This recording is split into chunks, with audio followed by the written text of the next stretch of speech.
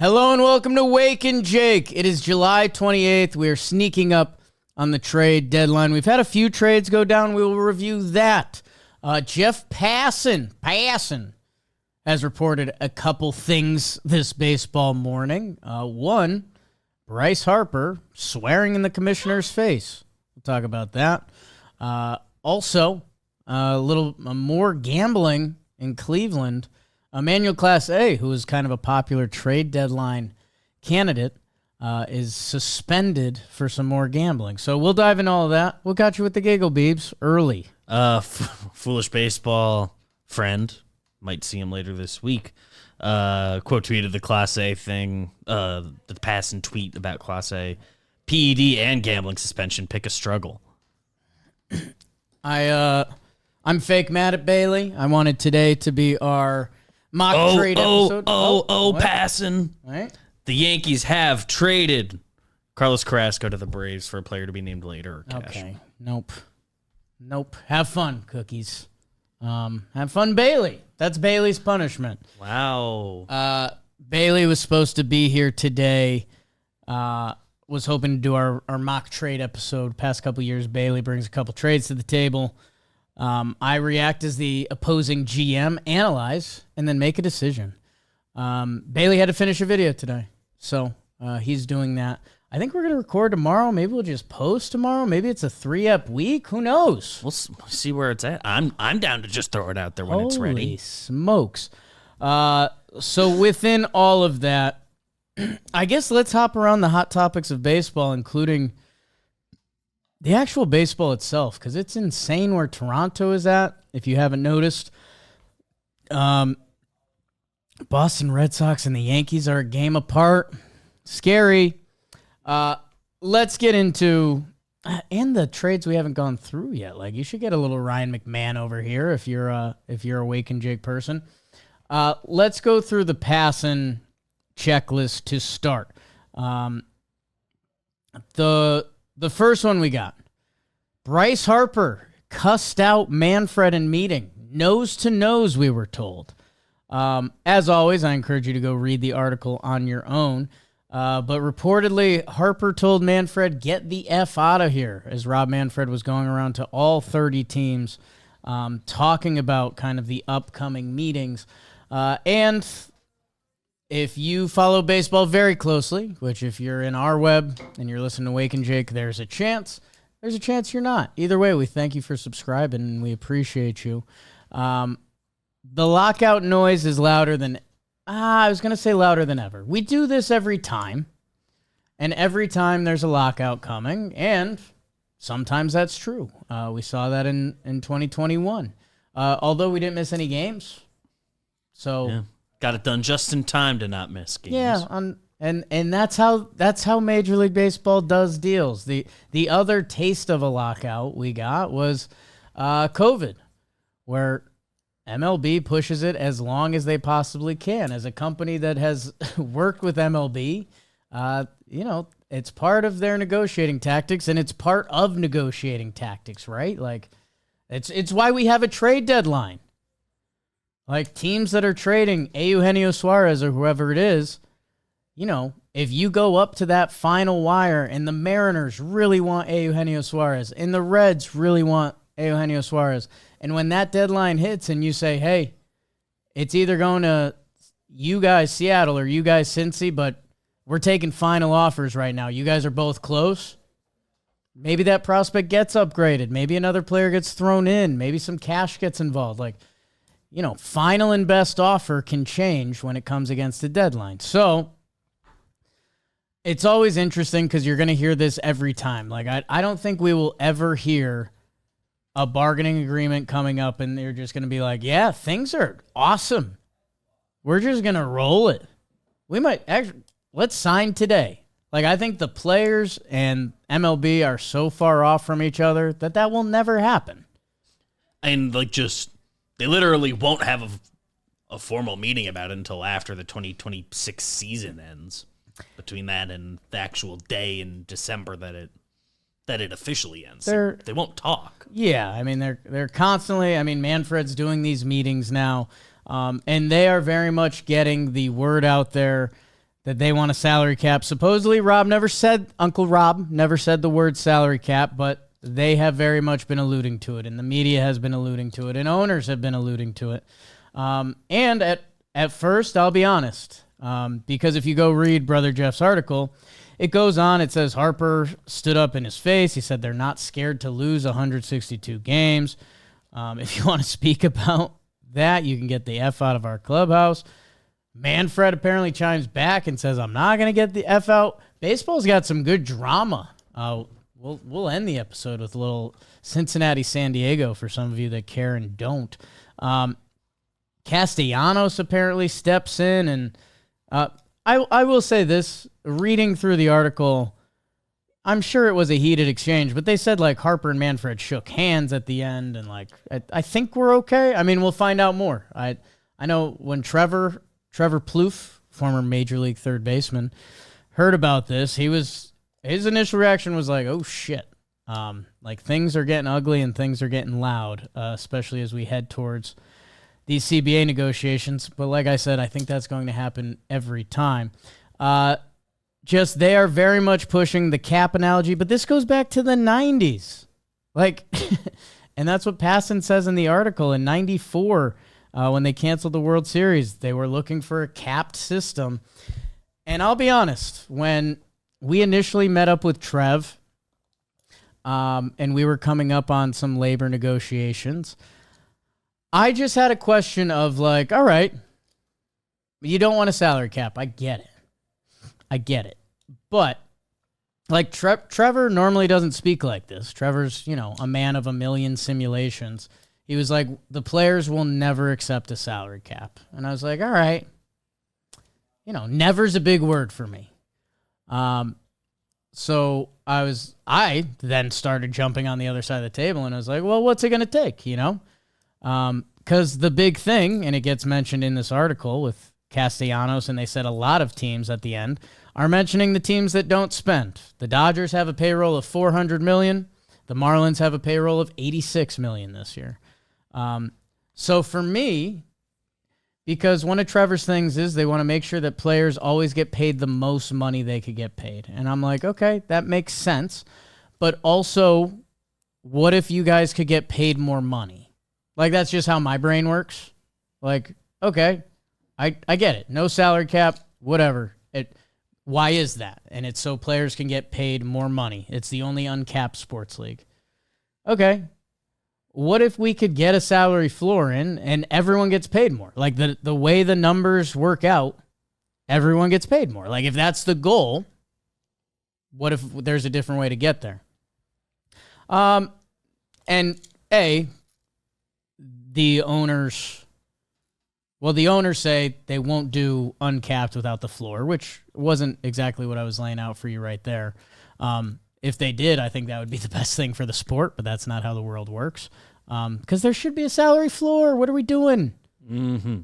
The Dodgers shouldn't have 5 times the salary as the Marlins. That's not fair. That's just dumb. If we're being completely honest. Well, there were some people talking about who aren't normally in the space, political stuff. They were talking about like, MLB desperately needs a salary cap, whatever, and all the replies are like, on the day of that tweet, the top 2 records were the Blue Jays 23rd in payroll, right, and the Brewers, who are whatever they are in payroll, not in the top half. There's not a direct correlation. As crazy as it is, you still need to be a well-run organization. Within all of that, now that we got our politics hidden, finally, click. I don't know. The one thing that does scare, I don't think this Harper and Manfred exchange is too much bigger than the headline in the click, which is something. You're not supposed to tell the commissioner to go bleep off. He meets with all 30 teams over the course of the year, presumably just when they get to New York, and we have not heard about another team having an incident like that. So, and it's Harper, like it's one of baseball's few like kind of true stars, a guy that was on Sports Illustrated as a teenager. Like, Yeah, I get it. The fact that there was a handshake after and, we're not coming to blows or spitting on each other or anything. Hak Tua, how's she doing? That I don't know. I just think for the rest of time, I think we're going to have stories like this a year and a half, 2 years out of a lockout. I think every time we'll probably have a temporary lockout, and then the owners and the players are going to have a moment where the season is either upon us or it's not. And I do think it's interesting with the owners. They are the big money backs. And again, if you hear a tone in my voice that's like, we've done this, sometimes I forget that a lot of people don't care. Sometimes we have a lot of new listeners. I guess there's just a little piece of me that goes back to 2020 and 2021, where the joke on Talking Baseball was we were the world's #1 labor pod. Because we kind of were. For 2 years, we talked so much baseball labor negotiations. I don't think this is as crazy as the headline may lead you to believe. As we get closer to, I think December 1st, 2026 is the day the contract is over between MLB and the MLBPA.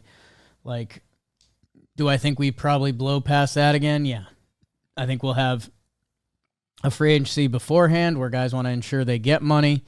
And then, like we did last time, there will be a free agency afterwards, which is kind of fun. But it gets really tricky with player injuries and spring training. But I do think the players have good perspective on how they're doing this for their future players and the past players and everything they represent. And players make enough money now that during the lockouts, you hear stories about the big money players taking care of the other guys. And that's kind of what they need, because if you don't have a back, if at some point everyone runs out, then it's over. Now, the owners have a timeline too, and they're good business people that they know they don't want an actual lockout. So I think that part of the equation has become more even in the years. As players are making more money. But it is really interesting. The other thing we're juggling is, where does MLB go with their TV stuff? Like, we're trying to get games accessible for everyone. That the fact that that's a topic is ridiculous in its own right. And then baseball does have a very new income source. It's called sports gambling, which leads us into our next topic. So, I don't know. I mean, kind of crazy. Like, what, being in the room, seeing Harper nose with Rob Manfred, tell him to get the F out of here? Yeah. That probably resonates. Them shaking hands at the end and moving on. I don't know.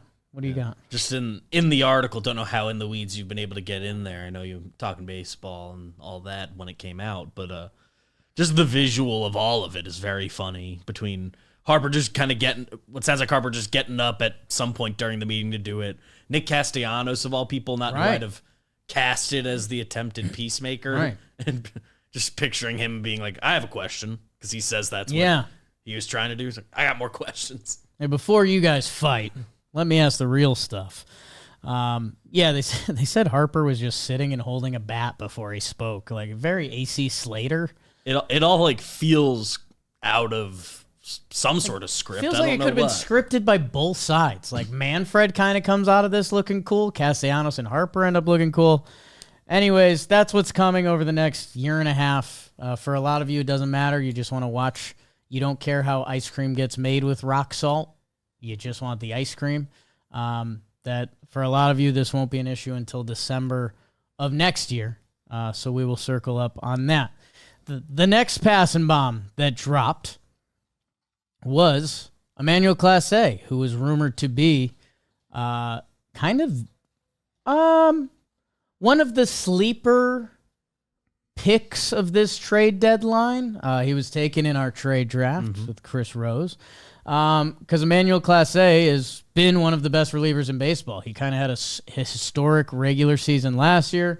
The postseason did not go as hot for him, but year over year, how good Emmanuel Clase has been as a major league closer is pretty impressive. He's got a 3.23 ERA this year, and that's, his worst. He had a struggle for a little bit there. He still has 24 saves, 3.23 ERA, like I mentioned, coming off the 0.61 ERA last year. He has a career 1.88. Emmanuel Clase has been pretty damn good at baseball. And where it does get interesting, especially for the Cleveland Guardians, who are one of the more cost-effective teams, I'll use as a nice term, in baseball, they gave Emmanuel Clase a team-friendly extension, but for relievers, it's still money. He's making I have another comment in a second. He's making $5 million this year, essentially. He makes 6.4 next, and then there's $10 million team options for 2 years after that, or a $2 million buyout, which, if Emmanuel Clase keeps pitching the way he's pitching, it's still a very valuable reliever contract. That does depend on the market a little bit. If you're a bigger market team, you've just got more wiggle room to play with. There's some teams that don't super invest in their bullpen that way. Although the Cleveland Guardians, still the weirdest signing of the offseason for me, Paul Sewald. Right. 1 year, $8 million.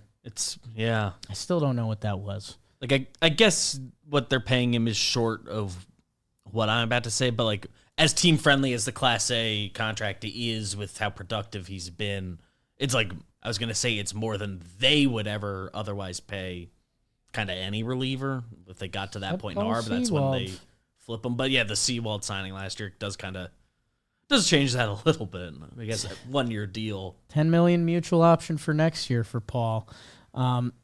Still a wild one to me. Anyways, that it was like, hey, Cleveland has been in a funk recently. They're still in the mix, but every team needs pitching so badly. The depths of the Yankees bullpen is scary right now. The depths of the Dodgers bullpen is scary right now. So if you start with those two teams, every team needs more pitching. That Emmanuel Clase is one of the better, higher leverage relievers in baseball. He's still 27 years old. With that contract, there was conversations. It's just a matter if the price tag matched. Instead, he has been suspended. I don't know if it's the same scandal, but Luis Ortiz, a pitcher on Cleveland, was suspended as they're looking into a potential gambling scandal. Have we gotten anything on that yet? So officially, it's not a suspension placed on non-disciplinary paid leave, which I believe is the same list as So he can't play baseball. As Ortiz. He's getting his check. But he's getting his check. So he's suspended.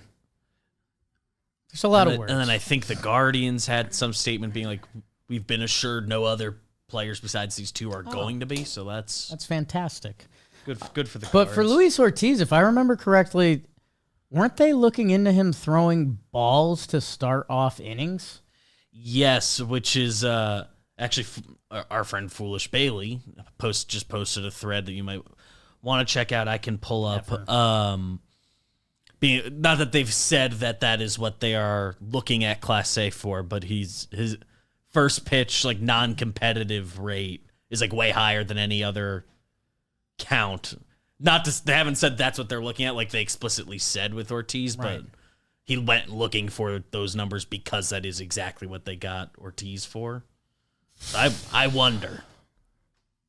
You wonder, and you wonder, who's placing the bet. We already had a big baseball scandal, and I don't know. I'll be honest. Maybe I have to go to the drawing board with my sports gambling thoughts, because this is something I went to one of my friends had their kids' birthday party this weekend, so all the hometown boys got together. A couple uncompetitive pitches. I don't love that. Yeah. That one's super uncompetitive. Yeah, oh, boy. Yeah, Emmanuel Clase has come in the game at the beginning of the ninth inning 40 times this season. Here, Statcast waste rate. And the first pitch of ninth innings for him is 17.5%. Every other pitch is 5.2. Is that doing numbers right now? Doing numbers right now. He tweeted it about an hour ago. Because one of those pitches I'm going to take a screenshot of because it looks like the ball hits the mound. These are some uggos. What are we doing? Foolish, of course, adds the caveat that 7 for 40 sample isn't that big in and of itself. In general, relievers are probably a little more wild on their very first pitch than their others, but there's the pure numbers that he's put out there, that would be a big difference. I'm curious what everybody else does. I've screenshotted I think it's the first pitch in the montage because it's mislabeled, but it does comically look like the ball is on the mound. Yeah, I have it on screen here, but where they like place the dot in the wrong spot. But yeah, it is at the lip there. So, anyways, as I was saying, I'm a little too close to the sun with this situation because we are a sports media company that works proudly with DraftKings. DraftKings has been an awesome partner to us. And when I literally had this conversation with my friend's parent this weekend, and they're like, "Oh, are you guys with one of the sports gambling companies?" Like, "Yep, DraftKings." And they're like, "Oh my God, it's like every ad we see." And I'm like, "Yeah, they're in business. They're fighting for real estate for sure, as gambling has been illegal in most of the U.S. for years." A couple things I go back to was, I remember when the Olympics were in London and they said that outside of every sporting event was a sports book, and that's just life over there. And I was like, wow, that's crazy to think about. And for me, it's also at a time that I was getting older that you're like, wait, the other parts of the world do stuff differently? That I was like, okay, I don't know. Is it one of those things that if your society is just used to it, you get used to it? Like, alcohol used to be banned in this country, and a lot of people still have problems with it, but our society has moved on, right? Between how many liquor companies, and there's a new seltzer every day, and bars and everything. Like, we've moved on. That, I guess for me, one of my initial thoughts was like, okay, sports gambling's legal. I didn't realize how rampant illegal sports gambling was. Like, I didn't realize how many bookies and how many bars had a guy and stuff. Like, that was kind of naive of me. Like, one of my friends, when I turned 21, was like, yeah, my dad's got a guy. He said, if we need to play some bets. And I was like, oh, gasp. And like his dad was like a former officer. Am I doxing my guy?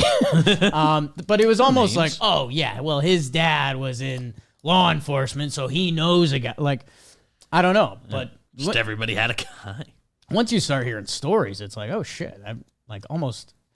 It felt like any adult male. I can't imagine New York City before sports gambling became a thing that, like, I think if you want to place a bet at a bar, you could figure it out. Anyways, that was part of what I did with it.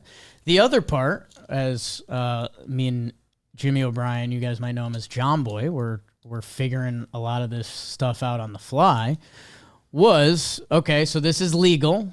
Other companies are promoting it. And for us, it's like, okay, well, we can, with DraftKings, we can hire what was 20 people, turned into 40, turned into 60.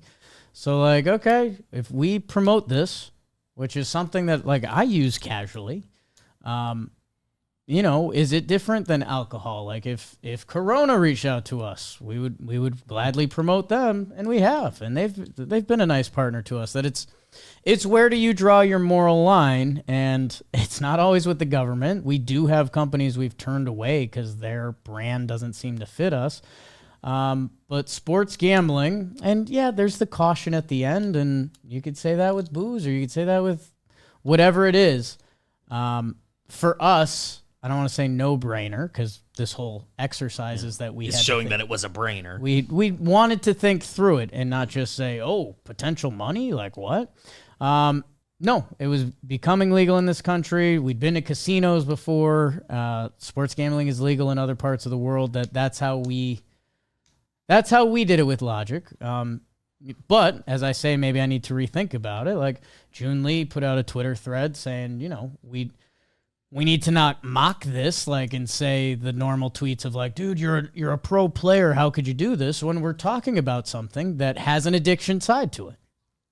Which again, those could be two different topics. Like, we've Cece, who just went into the Hall of Fame, admitted to having problems with alcohol. And it's not like people were running through the streets saying we need to ban alcohol again. They were like, oh, well, let's get CC help and make sure he's good. Maybe that should be more of the reaction with the players instead of being like, what? You did what, dude? You were betting on games? Again, these guys are potentially profiting off of it, so that turns into a little different thing than alcohol. They're potentially in control of... Right. Like, if it is the worst version of this. And by the way, throwing the first pitch as a ball seems partially creative. I guess the further creative would be throw a strike. I don't know. Then it risks getting hit. If you throw an uncompetitive ball, that is kind of the purest way to ensure it. But also, it may be the way that gets you caught. So we'll see. We're probably too far ahead of Class A. I don't think Ortiz has been proven yet, but that's what they were looking into. I think he right? remains on the same list. Right. We just know in the original reporting of that story that they targeted those 2 specific pitches. And hey, innocent until proven guilty, brother. What if Cleveland's mound just sucks and these guys come out and spike the first ball every inning? I'm not saying that's what's happening. Let's see what goes on. But yeah, it seems like Emmanuel Clase is out for a little bit. We'll see what the follow-up is. And the other thing is, these stories are going to happen, and, NBA players have been looked into and cleared, right? Like, Terry Rozier got looked into, I believe, and they were like, oh, no, he was good.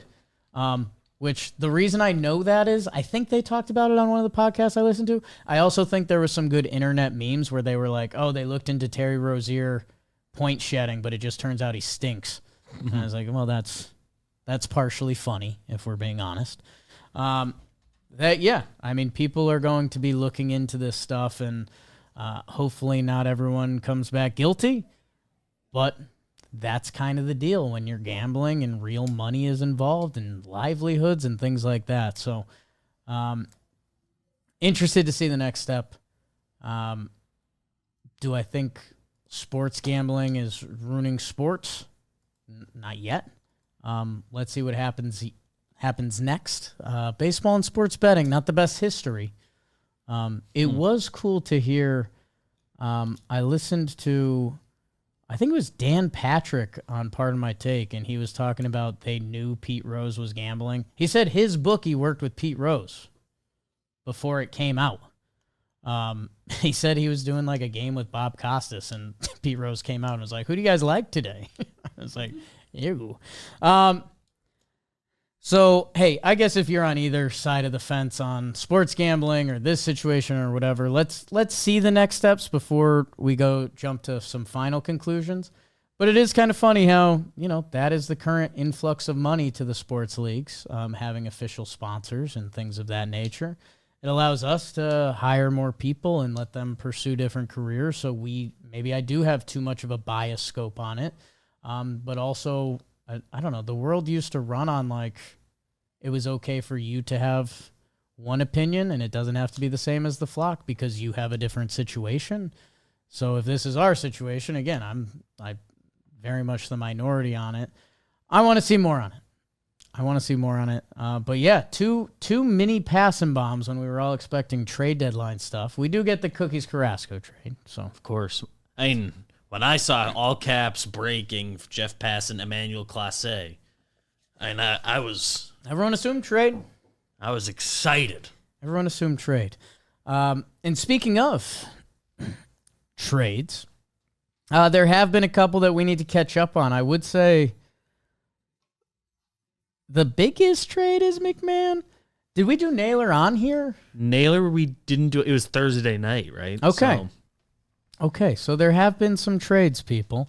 So let's go forwards to go backwards. Josh Naylor trade. He's in Seattle. That one's probably not breaking news to you at this point. Has had a couple good at-bats, a couple good picks at first base for them too. It was the fit, and the bigger thing for me from the Josh Naylor trade, they got two. He's a true rental. They got 2 middle pitching prospects for the Diamondbacks. Again, do what you want with rookie scouting reports. I can't really help you there. They said the lefty they got could go in the D-backs bullpen today. I don't know if that's a backhanded compliment, but it's a person that should be a major leaguer. I don't know. Both project as kind of relievers, so that's the price tag we're talking for a rental of Josh Naylor, who has been a really good hitter. Like, you take out Josh Naylor's years when Josh Naylor got called up really young. I don't know if people realize that or care at all. Josh Naylor was called up at 21. Yeah. Got called up at a late 21. Since 2022, Josh Naylor has been an 800 OPS hitter. So to put him at first base / DH doesn't rack up WAR because the defensive stuff has never really been there. I'd have to get other people's opinions on what Josh Naylor at first base every day feels like. I've seen him make plays, but I don't know if he's just getting hurt by range or if he doesn't make some plays. But he's a proven MLB stick, especially against right-handed hitters. And when I went through the trade teams, DH and first base, I was looking for right porches that you could attack because Josh Naylor can do that. And with the Guardians last year, 27 home runs, 31 the year before, 28 the year before. So if you could find a right field that works a little better for you, you might find something. That team wasn't really out there. Like the Red Sox were supposedly in, but that right field is tough. Was Houston? No, there was one other team. Oh, the Texas Rangers supposedly could have been a fit, but they also are starting to play well, and they have hitting bodies. They just weren't hitting until now. Go check out where they were. This was the perfect fit. The price tag makes sense for Seattle, who has a deep farm system, and they can plug and play a guy who's been consistently a very solid hitter. Gregory Soto to the Mets might be one of the best left-handed relievers traded, and kind of a similar shape to it. A couple pitching prospects, your guy Wellington Aracena and Cameron Foster. I don't have the scouting report. Number 19 and number 28 on the Mets prospect list. I've got nothing for you. Soto's electric. He's also scary. A bad Soto outing could lose you a playoff game. A good Soto outing could get you through the toughest part of their lineup with ease. Like, that's how good his stuff is. So a little high risk, high reward. Does the Mets pitching factory help his talent at all? I don't know. Like, I know that was one of the Yankees bullpen tricks for a little bit when they were tapping into talented guys, was they were making them less wild. I don't know if the Mets have that party trick. I know they know what they're doing. I know they needed a lefty, and Soto has all the talent in the world. This one, we did a big reaction on. Ryan McMahon went to the Yankees, only 2 years too late. Again, two pitching prospects. none that were in our lexicon as pretty big Yankee fans. Beebs, you could call me out on that if you were watching Griffin Herring. He's technically a top 10 guy in the most recent organizational lists, but yeah, no, I think read about him in one article before, and I'm pretty in the prospect weeds as far as just knowing guys. Look at that. This was the fit the Yankees needed, except one thing: Ryan McMahon is lefty, and that's part of the reason I was calling for him 2 years ago. Because the Yankees were all righty, and now they're majority lefty. Would you look at that? A little overload. The biggest thing is Ryan McMahon plays class defense. He's on the leaderboard of every defensive third base leaderboard over the last 1, 2, 3, 5 years, however you want to measure it.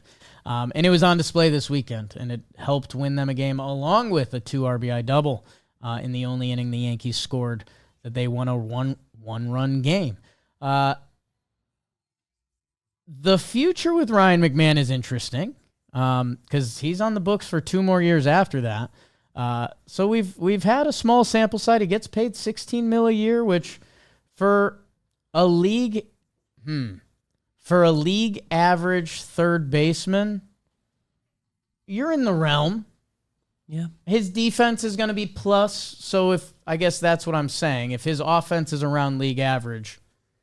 Yeah, I guess by like the plus numbers, he's been somewhat safely below league average the last few years, but I think that's like just a literal drag down. If you had the exact same stats and his home games were in any stadium besides Colorado, I think because it's park adjusted, they do This is another Just hitters. drag it. This is another hitters park. But if Ryan McMahon had been a Colorado Rocky his whole career, I think he'd be like a 110 OPS plus player. And that's just opinion. It's another ballpark that helps you at home. Which ballpark? You said Rockies again. Oh, I meant Cincinnati. Nice. Not sure why. Suarez on the mind. Todd Frazier came up. The Coors effect hurts you arguably more on the road than it does help you at home. We will see with Ryan McMahon. I get the offensive profile. I understand why it's a conversation. I could point to a lot of good numbers that tell you he has great exit velo. He has walk percentile. Like, he's a lefty at Yankee Stadium. That used to matter. Still matters, by the way. Pulling more balls in the air this year than previous years of his career as well. Also, little fun fact, Cody Bellinger has an argument for best lefty hitter in the American League this year. Go look at some stats. Pretty wild. Fangraphs has him as number one. That factors in his base running. But yeah, and there are 10 guys in front of him, so I'm not trying to flex that. But they were all National League. Yeah. Which was just blew my mind. Anyways, Yankees need a defense. It had gotten so ugly again. Ryan McMahon made a couple flashy defensive plays, which already endeared him to Yankee fans. And Peraza, he was replacing at third base in his last 70 at-bats, had 2 RBI. Ryan McMahon had that in one swing. So we will deal with the future when we deal with the future. There's a chance he's a plus hitter, especially at Yankee Stadium, and not having to do Rockies BS. Hey, so far, so good. 2 games, but I won't get too far ahead of myself, and I can make the DJ comparison. Obviously, different hitting profiles. There's a pretty easy get the awful April butter knives, Right. For this year specifically. Since May 1st, he's been an 800 OPS guy. And by the way, they get Amed Rosario presumably to partially platoon with him, Jazz, whatever. But I did some digging on like verse lefties since getting out of May, or getting into May, and not just it's an OPS in the 6s before we even get going, but 250 batting average. He's not swinging a noodle up dead. there. He's not dead yet. That made me excited when I saw that split. The Yankees gave up nothing. The team got better. That should be the goal this time of year. I don't know what it means long run for a Yankees team that has much bigger problems, but it's a start. And like BBD said, they traded for Amed Rosario. We haven't seen him yet. He hits lefties. Did the team get better? I guess we'll see, and I'll believe when he starts hitting lefties, and I'll say, oh, yeah. It gives them an MLB option, which I'm in support of. Yeah, a little surprising. I thought we were going to get the Sunday night trade last night. I thought somebody would do something. Instead, we got ready. the Seth Lugo extension, and your Royals are buying. Randal Grichuk traded for. H-Town, Funky Town, city where the top drop. People forget him and Kelsey Wingert went to high school together. Houston. And yeah, I guess more so Kansas City, who operates a little differently, will not be a bona fide seller this year. In fact, they may be buying even more. They've got a young core they like. They've got a pitching staff they like. So they're on the other side of it currently. So if you were a team that had Seth Lugo or Estevez in your trade plans, it's probably out. I'll never say never if they get the right package, but that's what's going on there. And yeah, was hoping for one more big one around town. Instead, we got Bryce Harper in the commissioner's face. I would guess I won't do full round the horn with you guys. Shout out Tony Reale. Just know that Toronto's playing out of their minds. Won 21 out of 26 games. They're unconscious. They're clicking on every aspect. Their stars are going nuts. Springer, Guerrero, Bichette. The bottom of the lineup / fringier guys, Nathan Lucas, Joey Loperfido, Ernie Clement, Tyler Heineman. Just it seems like everyone on a given night is doing it, and even their rotation is now passing the baton to each other game in, game out. That to go on a streak like that in baseball, everything has to be clicking, and it is. Toronto looks amazing, and they've flown past Detroit for the best team in the American League, and Detroit is on a skid like the Yankees, like Tampa Bay, playing some of the worst baseball in baseball. And it's just another sign that, like, that's how baseball works. The Athletics swept Houston this weekend. There's part of me that is trying to find myself being a logical Yankee fan, which I know that's an oxymoron, that every team is going to have rough stretches. I wish the Yankees didn't feel like this. There's a chance they come out of this, and maybe I'm just optimistic because I thought I wasn't going to see Aaron Judge play baseball for over a year because he had a Tommy John scare over the weekend. Turns out it's not that. Hopefully it'll be the minimum IL time and he can DH, not play the field, which that opens up a whole nother can of worms with the Yankees because they have Giancarlo Stanton. Hey, I'll tell you this. If you're a Yankee hater, and sometimes you come here for that, you might want to watch the Yankees in the next week and a half or so because I think the reality show that is the Yankees is going to be electric. With everything, deadline into Judge getting back, into Stanton, sprinkle in some Volpe. You got a nice recipe right there. I felt there was one other big thing. The Texas Rangers, I think they figured it out. The best ERA in baseball belongs to the Texas Rangers. Their hitting has been awful. They're starting to hit. They have guys in their lineup that can hit. They just hadn't. The two teams that are coming right now are the Texas Rangers and the Cincinnati Reds, who I personally, as a fake fan of theirs, gave up on because I couldn't go through it anymore. If you want to believe in baseball, which I do, the managers of the Reds and the Texas Rangers, Terry Francona, Bruce Bochy, the olds are olden. Do they know something we don't know? Did their teams just get hot during swing season? Or did having a veteran presence, having two guys that have been through all of everything you could see in baseball twice over, have them in position to steady the ship for this time of year? I don't know. Part of me wants to believe that. The Texas Rangers are very much in the playoff picture. Do I have any National League juice or goss for you guys? Not really. Mets are back playing real well. Winners of 7 straight. Wow. It's pretty good. Milwaukee and the Cubs jostle for the top of the NL Central every day. Playing each other now, right? Are they? I believe so. I want to watch that. Juicy. Oh, wow. Can I watch that? I think you can watch that. Mizorowski versus Boyd. That's some baseball loser stuff. That should be incredible. 2 All-Stars. 2 All-Stars. Baseball hot in the streets. And in deadline week, excited to see what else comes next. We might be around for some breaking stuff. I think we're working with Bailey tomorrow. Maybe we'll just get that out for you.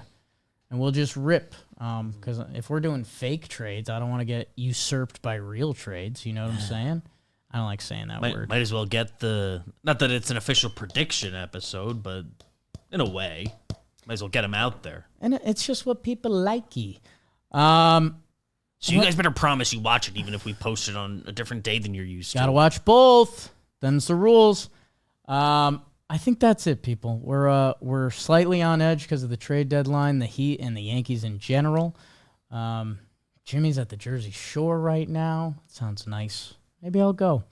We should do that. We will be back soon. If there's a Yankee trade that's significant, that could be 3 episodes. Could be talking Yanks, talking baseball, and Wake and Jake. I guess if there's something big, it could be talking baseball and Wake. I don't know. It's exciting, people. Trade deadline's Thursday. We will see you back, I guess, tomorrow. Some Bailey Bear. Thank you. Subscribe. All the good stuff. We'll see you.